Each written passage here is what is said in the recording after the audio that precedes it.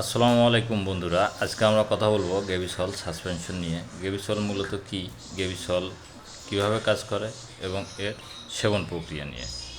গেভিসলের generic name হচ্ছে sodium alginate, sodium bicarbonate, calcium carbonate. গেভিসলের প্রস্তুতকারক হচ্ছে দ্য ইবনেসিনা ফার্মাসিউটিক্যাল। গেভিসল সর্বপ্রথম বাংলাদেশে বাজারজাত করে থাকে দ্য ইবনেসিনা ফার্মাসিউটিক্যাল। গেভিসলের কার্যপ্রক্রিয়া: গেভিসল অ্যাসিড রিফ্লেক্স এবং জাট রিলেটেড সিমটমকে দূর করে।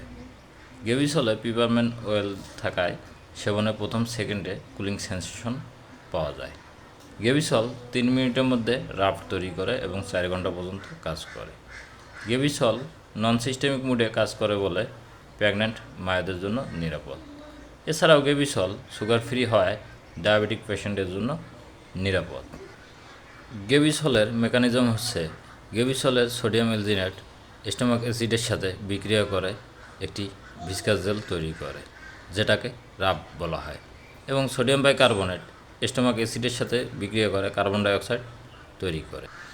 এই কার্বন ডাইঅক্সাইড রাফটের ভিতর ঢুকে রাফটকে স্টোমাক কন্টেন্টের উপর ভাসিয়ে রাখে, ফলে স্টোমাক কন্টেন্ট ইসোফেগাসে আসতে পারে না।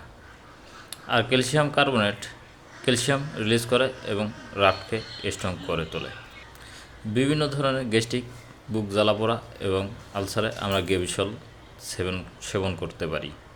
গেভিসলের সেবন প্রক্রিয়া হচ্ছে 2 চামচ করে দিনে 4 বার, খাওয়ার পর 3 বার, শোয়ার আগে 1 বার।